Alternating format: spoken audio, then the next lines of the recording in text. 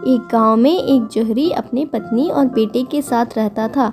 वह बहुत मेहनती था, बड़ी ही ईमानदारी से पैसे कमाता और अपने परिवार की खुशी का हमेशा ख्याल रखता था। एक दिन आज अच्छी कमाई हुई, अब मैं घर जाता हूँ, रात भी बहुत हो गई है। मैं घर आ गया। हमारा बेटा कहाँ है? वो अपने दोस्त के बर्थडे पार्टी पे गया है। अचानक मुझे चक्कर आ रहे हैं। हे भगवान, क्या हो गया आपको?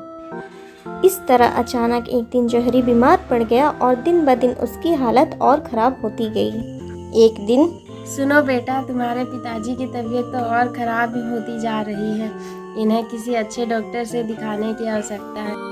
ठीक है मम्मी, हम पापा को किसी बड़े अस्पताल में ले चलेंगे जहां उनका अच्छे से इलाज हो जाए। तो हमें और अधिक पैसों की जरूरत पड़ेगी, जिसके लिए हमें इस घर को गिरवी रखना पड़ेगा। तुम अपने किसी जान पहचान या दोस्त से कहो। ठीक है मम्मी, मैं ऐसे आदमी का पता करता हूँ जो हमें घर के बदले पैसे दे सके।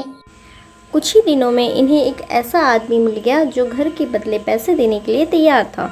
तो इन्होंने अपने घर को गिरवी रख दिया और पैसे लेकर अपने पिताजी का इलाज कराने लगे। पर इलाज के दौरान जौहरी की मौत हो गई और माँ बेटे बहुत गरीब हो गए और एक झोपड़ी में रहने लग गए। एक दिन माँ ने अपने बेटे से कहा, सुनो बेटा, जी मम्मी। ये एक कीमती हार है, इसे अपने चाचा की दुकान पर दिखा देना। पर क्यों? वो भी जौहरी है, वो इसकी सही कीमत बता देंगे। इसे बेचकर जो भी पैसा मिलेगा उनसे कुछ दिन घर चल जाएगा। फिर लड़का हार लेकर अपनी चाचा की दुकान पर जाता है और कहता है, चाचा जी जरा ये हार देखकर बताइएगा इसकी कीमत कितनी होगी।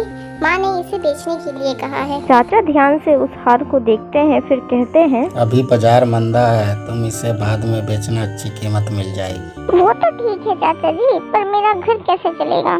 कल से मेरे दुकान पे आ जाओ, ऐसे भी मुझे एक भरोसेमंद लड़के की जरूरत है। ठीक है चाचा जी, मैं कल से काम पे आ जाऊंगा। अगले ही दिन से लड़का दुकान में काम सीखने और करने लगा।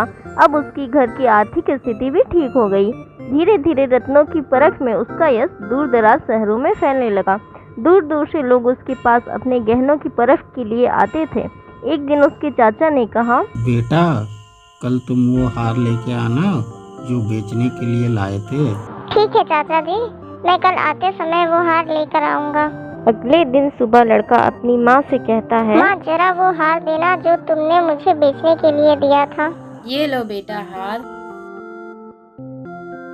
फिर लड़का जब उस हार को ध्यान से देखता है तो उसे पता चलता है कि ये हार तो नकली है।